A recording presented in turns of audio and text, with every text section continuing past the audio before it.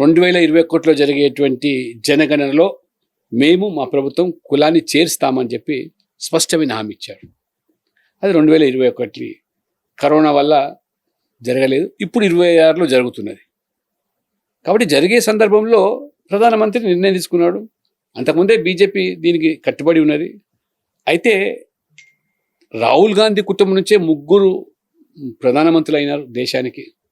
నెహ్రూ, ఇందిరాగాంధీ, రాజీవ్ గాంధీ, చివరికి సోనియా గాంధీ కూడా ప్రధానమంత్రి ప్రత్యక్షంగా కాకుండా పరోక్షంగా ఆ పాత్ర పోషించారు యూపీఏ చైర్పర్సన్గా.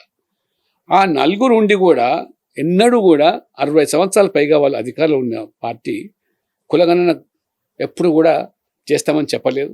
రాహుల్ గాంధీ దాన్ని ఎత్తుకొని ఏదో ప్రజలు మభ్యపెట్టే ప్రయత్నం చేసినా ప్రజలు నమ్మలేదు. దాన్ని ఒక రాజకీయపరమైన ఒక వస్తువుగా మార్చుకున్నాడు.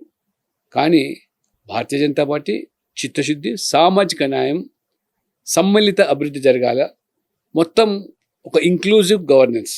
కానీ ఈ దేశంలో ఉన్నటువంటి అన్ని కులాలు వారి ఆర్థిక స్థితిగతులు పూర్తిగా పరిశీలించి ఆ వివరాలు సేకరించి కులాల వారీగా ఏ కులం ఎంత చదువుకున్నది, ఏ కులం వివక్షకు గురైనది, ఏ కులంలో ఉద్యోగాలు కల్పించబడ్డాయి, ఇవన్నీ కూడా బేరీజు వేసుకున్న తర్వాత భవిష్యత్తు ప్రణాళికలు రూపొందించడానికి దోహదపడుతుంది.